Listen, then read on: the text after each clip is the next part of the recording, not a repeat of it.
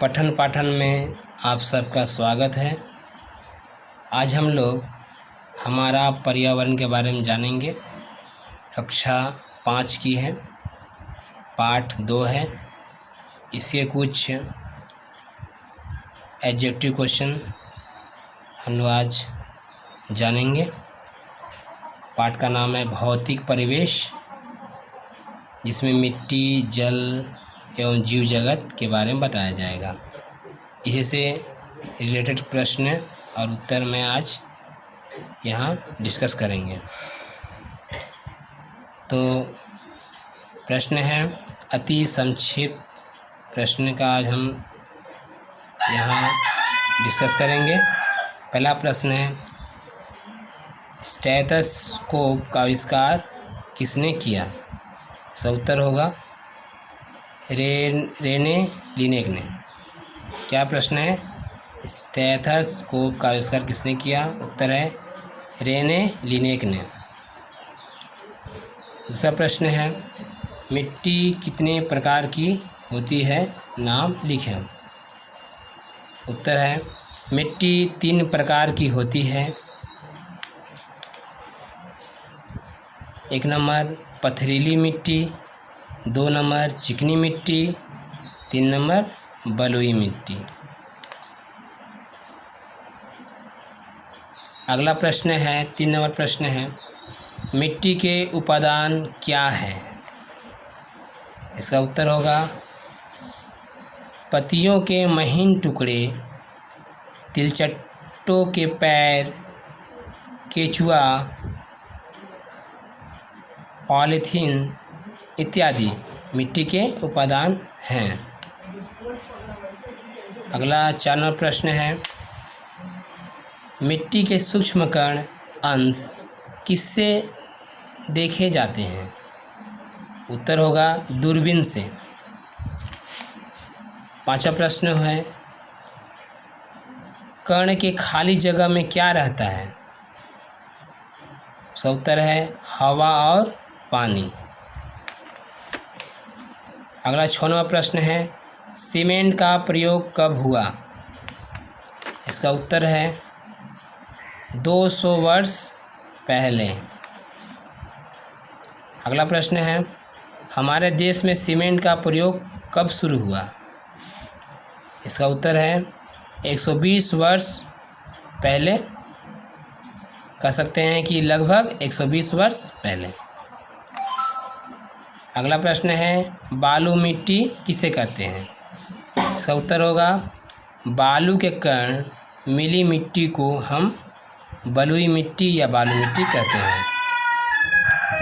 अगला प्रश्न है, प्रश्न नंबर 9 है, दोमट मिट्टी में बालू और कीचड़ की मात्रा कितनी होती है?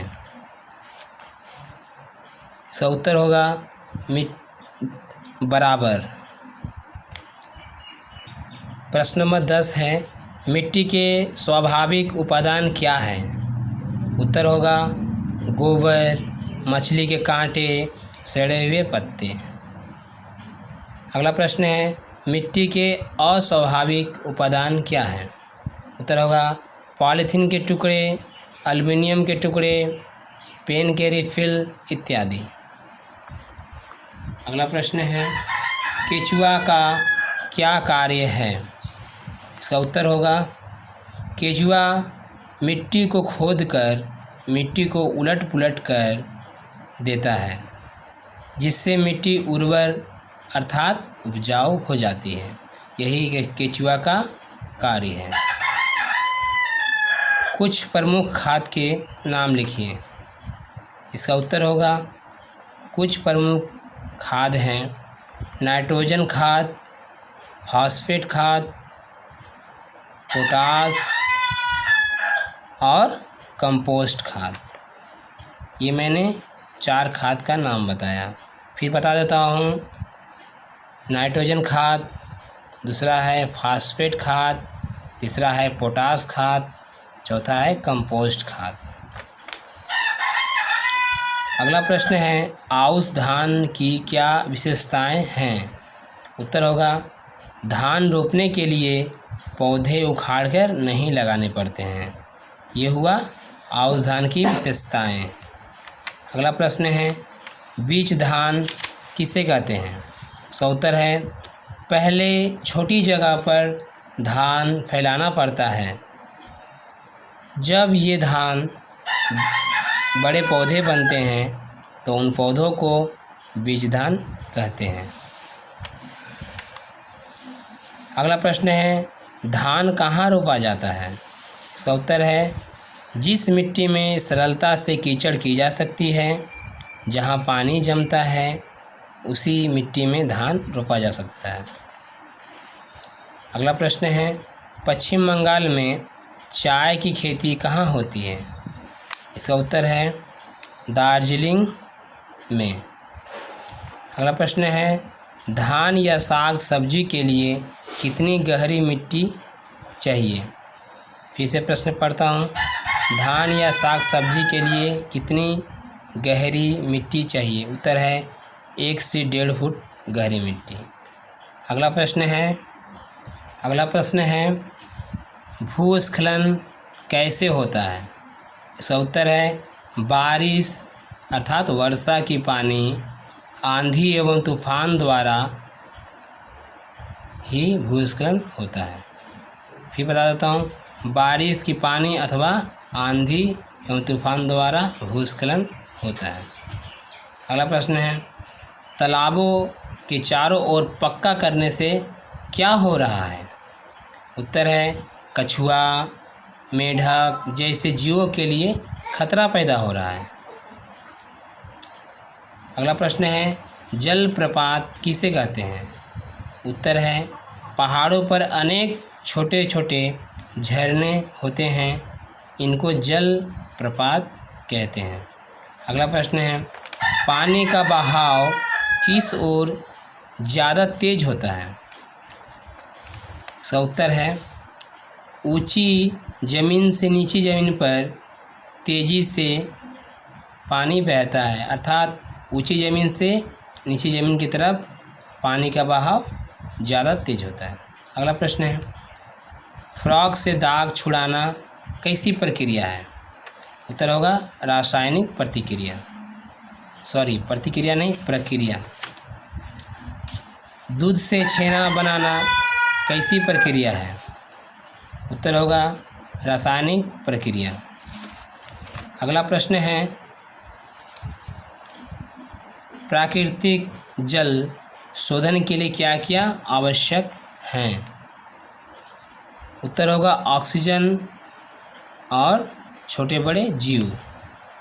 ऑक्सीजन और छोटे बड़े जीव से प्राकृतिक जल शोधन काम होता है। अगला प्रश्न है, एक कृत्रिम जल शोधक का नाम लिखें। एक कृत्रिम जल शोधक का नाम लिखें। उत्तर होगा पोटेशियम परमैंगनेट। अगला प्रश्न है, हमारे आसपास के तालाब में क्या रहते हैं? उत्तर होगा कुमुदिनी के फूल, छोटे छोटे जलकुंभी, ढेकी साग इत्यादि। अगला प्रश्न है, सुंदरवन का पानी नमकीन है क्यों? उत्तर है, सुंदरवन समुद्र के पास है, इसलिए वहाँ का पानी नमकीन होता है। अगला प्रश्न है, कृषि के लिए पानी कैसे खींचते हैं? उत्तर होगा मिनी डीप ट्यूबवेल से हम कृषि के लिए पानी खींचते हैं। अगला प्रश्न है, बारिश का पानी कहाँ जाता है? उत्तर है, बारिश के पानी का अधिकांश अंश वाष्प बनकर उड़ जाता है या वाष्प बन जाता है, कुछ पानी धरती में चला जाता है। अगला प्रश्न है, बारिश के पानी का एक उपयोग बताओ, अर्थात बारिश का पानी होता है उसका एक उपयोग क्या है? उत्तर होगा पेड़ पौधों को सींचने में सहायक होता है। अगला प्रश्न, कोलकाता के किस क्षेत्र में मत्स्य पालन होता है? उत्तर होगा कोलकाता के पूर्वी ढलान क्षेत्रों में मत्स्य पालन होता है। मत्स्य पालन मतलब मछली के पालन मछली क्या पालना से तो मत्स्य पालन। अगला प्रश्न है, कोलकाता के पूर्वी दिशा के बाउड़ में क्या मिलता है? उत्तर होगा, कोलकाता के पूर्वी दिशा के बाउड़ में मछली, घोंघा, सांप, कीड़ा, पक्षी, सियार आदि मिलता है। अगला प्रश्न है, बत्तख कितने प्रकार के होते हैं? उत्तर होगा, बत्तख 2 प्रकार के होते हैं। उसका नाम है, पहला है जंगली बत्तख, दूसरा है पालतू बत्तख। अगला प्रश्न है, जल्दापाड़ा के जंगल में काली गाय के समान जानवर जो दिखता है उसका क्या नाम है? उत्तर होगा, गौर। जल्दापाड़ा के जंगल में काली गाय के समान दिखने वाली जानवर का नाम है गौर। अगला प्रश्न है, हमारे परिवेश के आसपास पाई जाने वाली कुछ वनस्पतियों के नाम लिखें। उसका उत्तर होगा, ढेकी साग, हिंगचा, कुलेखाड़ा और ब्राह्मी। अगला प्रश्न है, गंध गोकुल का दूसरा नाम क्या है? उत्तर होगा, जंगली बिल्ला। अगला प्रश्न है, कुछ अमेरुदंडी जीवों के नाम लिखें।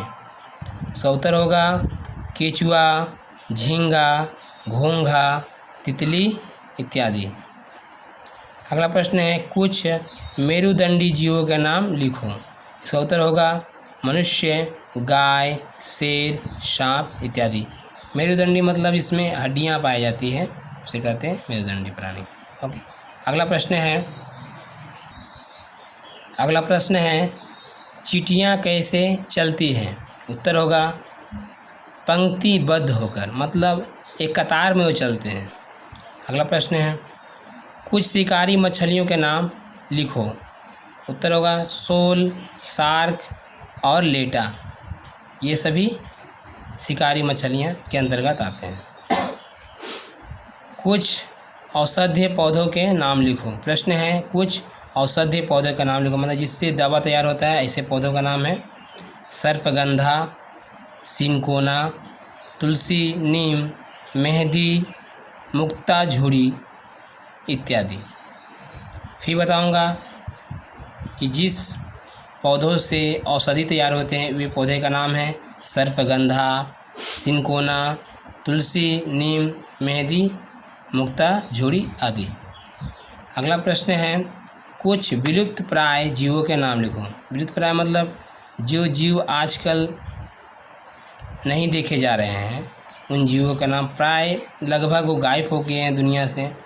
उन जीवों का नाम है गौरैया, गिद्ध इत्यादि। ये जीव अभी बहुत कम दिखते हैं, अर्थात कह सकते हैं कि विलुप्त हो रहे हैं। अगला प्रश्न है, दोमट मिट्टी किसे कहते हैं? इसका उत्तर होगा, वह मिट्टी जिसमें बालू तथा कीचड़ का कण प्राय बराबर मात्रा में रहती है उसे ही दोमट मिट्टी कहते हैं। फिर से बताता हूँ, वह मिट्टी जिसमें बालू तथा कीचड़ का कण प्राय बराबर मात्रा में रहती है उसे ही दोमट मिट्टी कहते हैं। ये अत्यधिक उपजाऊ होती है। अगला प्रश्न है, मिट्टी की उर्वरता कैसे बनती है? उत्तर होगा, मिट्टी के अनेक छोटे छोटे जीव मिट्टी के मृत जीव उपादानों को तोड़ने में सहायक होते हैं। इसके कारण मिट्टी की उर्वरता बनती है। फिर से बताता हूँ इसका प्रश्न का आंसर, मिट्टी के अनेक छोटे छोटे जीव मिट्टी के मृत जैव उपादानों को तोड़ने में सहायक होते हैं, इसके कारण मिट्टी की उर्वरता बनती है। अगला प्रश्न है, पॉलीथीन प्लास्टिक पेड़ को कैसे नुकसान पहुंचाते हैं? पॉलीथीन प्लास्टिक पेड़ को कैसे नुकसान पहुंचाते हैं? उत्तर है, पॉलीथीन प्लास्टिक मिट्टी में गलते नहीं हैं। ये मिट्टी को हवा पानी प्राप्त करने नहीं देते। पेड़ की जड़ को मिट्टी के अंदर जाने में बाधा पहुंचाते हैं। इस प्रकार हम कह सकते हैं कि पॉलीथीन प्लास्टिक पेड़ को नुकसान पहुंचाता है। दोबारा मैं बता देता हूँ, इसका परिभाषा दोबारा मैं बता देता हूँ। पॉलीथीन प्लास्टिक मिट्टी में गलते नहीं हैं। ये मिट्टी को हवा प्रकाश प्राप्त करने नहीं देते हैं।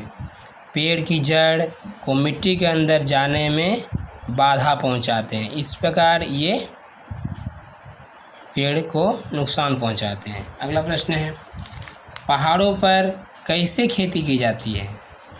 आप लोगों को मन में आता होगा कि पहाड़ों पर खेती कैसे होती है, तो इसका उत्तर होगा पहाड़ की ढलान पर कृषि के लिए ज़मीन के छोटे छोटे टुकड़े किए जाते हैं। सीढ़ीनुमा ज़मीन तैयार किया जाता है, वहाँ पानी जमा कर खेती की जा सकती है। मतलब कि पहाड़ों पर सीढ़ीनुमा तरीके से खेती होती है। फिर से इसका उत्तर बता देता हूँ। पहाड़ की ढलान पर कृषि के लिए ज़मीन के छोटे छोटे टुकड़े किए जाते हैं, जिसे सीढ़ीनुमा कहते हैं। तो सीढ़ीनुमा ज़मीन तैयार इस प्रकार किया जाता है और वहाँ पानी जमा कर खेती की जाती है। यहाँ धान की खेती ज़्यादा होती है। यदि पानी ज़्यादा जमी रहे तो धान की खेती अच्छी होती है। अगला प्रश्न है, धन्यवाद। अगले प्रश्न का जिक्र हम दूसरी वीडियो में करेंगे। आज के लिए इतना ही।